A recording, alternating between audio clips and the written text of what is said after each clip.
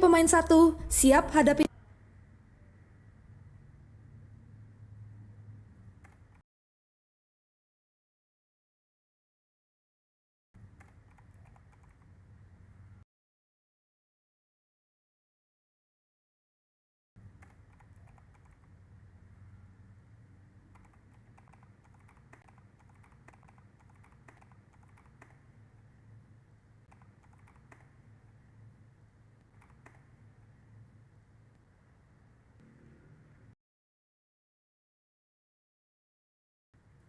Yes. Da-da-da. Yes. Da-da-da. Ayo guys ya. Redemption code.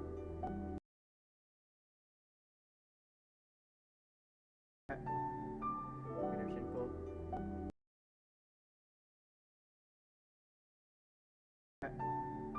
Redemption code.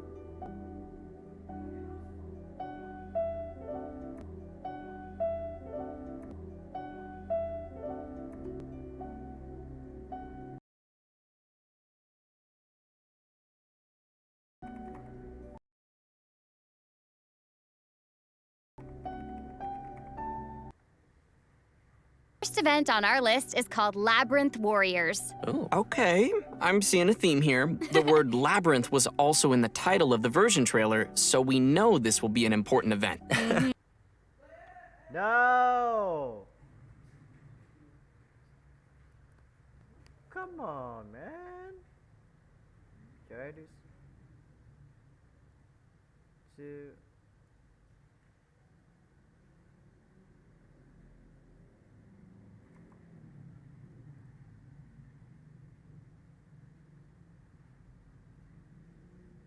It's gonna be great to see them in the storyline, but I gotta say, what an interesting combination. Oh my god. Ah, frick.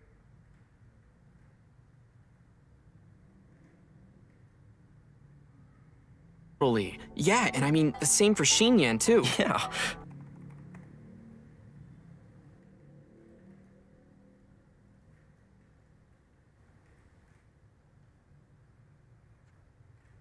Details. All All right. right. As I mentioned before, we will be entering the bizarre and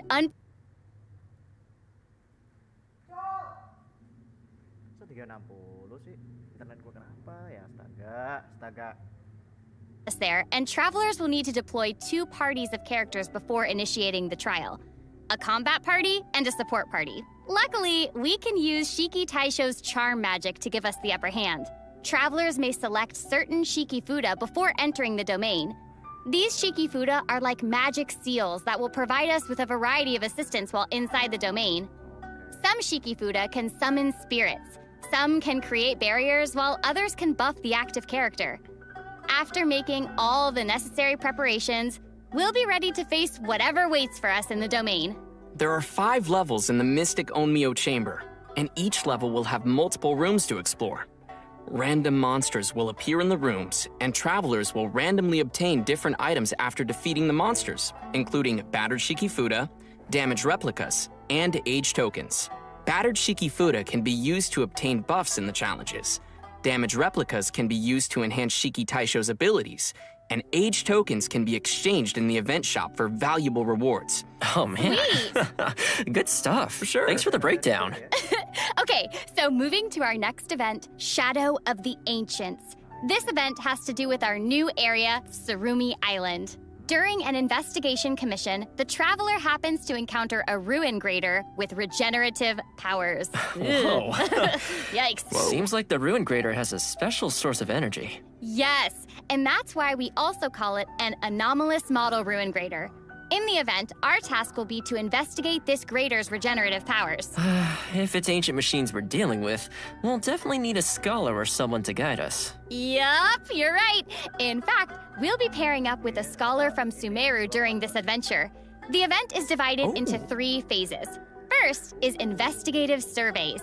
During this phase, the Sumeru scholar will give us a special kind of prospector gadget. Travelers will need to explore different areas with these prospectors in search of components to repair important ancient devices called Persina's spikes. These devices can be used to cut the flow of power to the anomalous model ruin grader. The special prospectors we will be using are called Ayesha's Chaos Prospectors. When the target is out of range, it will point towards the approximate direction of the target. And once the target is within range, it will mark the location of the target for us. Travelers can place up to 3 prospectors at once. As soon as a 4th one is placed, the first prospector will be automatically retrieved. The survey sites span across Mondstadt, Liyue, and Inazuma.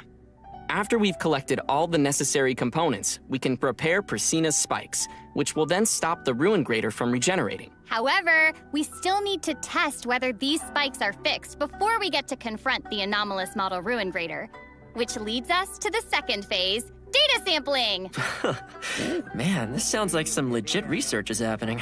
I know, right? In this phase, we'll test the functionality of the spikes by recharging them. Once we start the challenge, we'll have to use electro attacks to activate Persina's spikes and continue charging them. Please note that the spikes will attract nearby opponents to come and attack them, and if the spikes are hit by an enemy, the spike's integrity will drop. If one spike's integrity drops to 0, then the challenge will fail. So be careful not to let the monsters damage the spikes. Okay. And once we've collected enough data, we'll get to the third and final phase of the event, live testing. Yay! Wait, we're still testing even in the final phase? Well, let's say it's like an open beta. Travelers will have to charge all of Persina's spikes within the time limit to cut the anomalous model ruin grader off from its power source and finally defeat it. But note that if you defeat it before cutting off the power source, the ruin grader's self-repair mechanism will be triggered, which will then cause it to re-enter an active state. Oh, okay. So let me get this straight. This thing will just keep regenerating over and over again? Unfortunately, yes. But the ruin grader's not invincible. Just like a normal ruin grader, we can attack the cores mounted on its head and legs to immobilize it, which will help us defeat it more effectively. Our next event to expect in version 2.2 is called Tuned to the World's Sounds. Wow, that sounds poetic. Yeah. Yeah, it's because Kazuha is involved, obviously. You know, because he has a poetic soul. Yeah, okay. Anyway, in this event, Kazuha will give us a floral zither, which we will use to perform music in the event. That's right, the rhythm game is coming back. All right. And this time, we get to be accompanied by another character when we perform in the event. Yes, that's so cool. Right? There are a total of 7 characters that will play music with us. They are Ningguang, Zhongli, Keqing, Xiao, Kokomi, Ayaka, and the Raiden Shogun. Each character has their own song, and performances will be split into normal, hard, and pro difficulties. Normal difficulty is unlocked by default, and travelers will need to complete the available difficulty with at least a Euphonia rating to unlock the subsequent difficulty level. Anyway, enough of me just talking about it. Let's check out how the event looks in-game. Sounds great. Where to next? Oh boy. Bro. Jumping right in, I guess. Yeah, I mean, No. I've done this before. I'm good. Is that A holding a lyre? That's cool. Oh, Oh, yeah. But that is such a nice scenery to play. Oh, I know. It's beautiful. Oh my gosh. This pro difficulty looks hard. But as you can see, before, travelers will need to press the rhythm points when the ring shrinks down to around each point. And then they can score bonus points for timing consecutive rhythm points correctly. Ah, gotcha, that's cool. Look at the long note. It's a new mechanic for this event. You should press and hold down the note until the light strip disappears to score.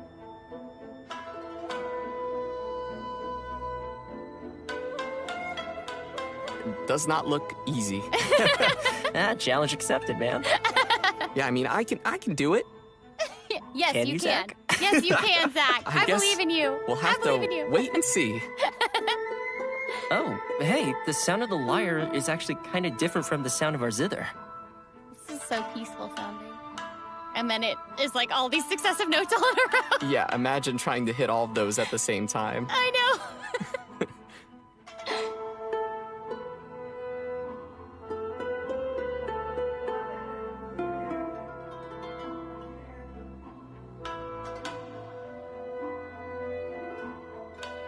I'm imagining myself playing right now.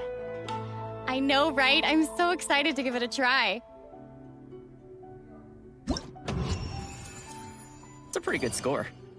Well, that's all we've got for the Tune to the World Sounds event. I hope all you travelers will enjoy playing music alongside your favorite characters. Next, we have another event called Dreams of Bloom. Ooh, fancy. Yeah. The event is initiated by an Inazuman florist named Sakuya. During the event, travelers can submit the materials Sakuya requests daily to obtain some special seeds from her. We can then plant these seeds in a Path of Value luxuriant glebe in the Serena teapot. After waiting for some time, the seeds will then grow into beautiful flowers called dream blooms, which is an amazing name, by the way. I know, right? And, it looks like we'll have multiple kinds of dream blooms. That's right. Sakuya will prepare 3 different kinds of dream bloom seeds for us during the event. Star hibiscus seed, pearbell seed, and silkpod seed. What's special here is that even the same type of seed can grow into different colors. Yo, it's sort of like a mystery prize. I know, right? Also, travelers will be able to send their flowers to each other. Isn't that exciting? Oh, that's so sweet. So we can send the flowers we already collected to our friends who might need them. Yep. That's cool. Yeah. In addition, the grown flowers can also be used as furnishings to decorate our realms. Once travelers have completed certain challenges, we can obtain Sakuya's special gardening package and choose one of the 3 flower stands that we prefer. We can also customize flower arrangements in our stands and make them into unique furnishings for ourselves. Looks like we'll be seeing some customized flower stands appearing in our teapots. You bet. But please note that after the event ends, the flower seeds from this event will also disappear. So be sure to participate in the event before they're gone. I will. And besides all these events, we will also be seeing another return of the Leyline Overflow event. Yes. During the event, we will have 3 chances daily to collect double rewards from overflowing Blossoms of Wealth or Blossoms of Revelation. This event always makes things so much easier for leveling up your characters, right? Yeah, especially when you have a lot of characters to work on. Oh, I know. Tell me about it. All right. That's about all we have for the events in version 2.2. Now let's move on to some great updates coming to the Serena Teapot. Yay! In version 2.2, the new realm style, Silken Courtyard, as well as a series of brand new Serena Teapot furnishings will become available for travelers to enjoy. All right, it's time for some Inazuma vibes in our teapots. Yeah.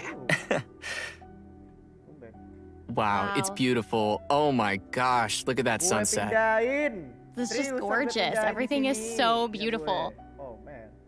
This It's feels so so beautiful. peaceful too. I don't know. Yeah. I just feel like watching it is so Ada suaranya peaceful. nggak sih kalau gitu mau nyoba? It's awesome. It's so cool, but how do we get this realm style? Okay, well, once travelers have upgraded their Sacred Sakura's Favor to level 40, they can claim the rewards to unlock the Silken Courtyard style. Wow, level 40? I know, right? The good news is that even while your Sacred Sakura hasn't reached level 40, you can still gain a variety of new Inazuma-styled furnishing blueprints and furnishing set blueprints in the coming version. And on that note, we'll also have a new way of collecting blueprints in version 2.2. Inside the new Tsurumi Island area lies a brand new type of treasure chest called Remarkable Chests. Travelers will be able to obtain blueprints by finding and opening these chests. Remarkable. Wow. We can also obtain some all-new furnishing blueprints by purchasing them from Tubby the Teapot Spirit, or by receiving them as rewards from certain world quests. In version 2.2, a new furnishing type will be added to the Serena Teapot system called a floating platform. Basically, it's like a type of rock that floats in the air. Oh, sort of like Plastrite from the Lantern, right? Yeah, but with these floating platforms, we can actually set a certain height for them to float at. And just like any other landform, we can place furnishings on it. And with that, we can start creating our own Adepti abodes inside our realms. Yes! In addition, there will also be some optimizations to the Serena Teapot system. Starting from version 2.2, we can learn blueprints from several new places, like through the Create Furnishing menu inside the Serena Teapot, through the Forge, and through the Crafting Bench. Oh, that definitely makes learning blueprints a lot more convenient. Yeah, and aside from optimizations to the Serena Teapot system, version 2.2 will also include an optimization to the storage capacity of our inventory. After the version update, the maximum artifacts we can store in our inventory will be increased from 1,000 to 1,500. Oh, that's sick. Right? Yeah, and that should be just about all we have regarding the version update. Oh, awesome. Man, we covered a lot of content today. But hold on, we're not finished yet. Next up, we're excited to announce a collaboration between Genshin Impact and Razer. Oh, man. Later this month, Razer will be releasing a range of Paimon-themed gear, including a wireless ergonomic mouse, mouse mat, and an ergonomic gaming chair. It's always reassuring to know that Paimon's got your back as you journey through the world of Teyvat, and now in more ways than one. And to sweeten the deal, co-branded products also come with bonus in-game rewards. Travelers can head over to the official Razer webpage for more information on this special lineup. Oh, man, I can't wait. I'm so excited. Yay! And with that note, let's give away the third redemption code for today. Dun, dun, All right. dun. Oke, here it goes. Here it goes. Terus ditulis ya kode redemptionnya. Lumayan loh 100.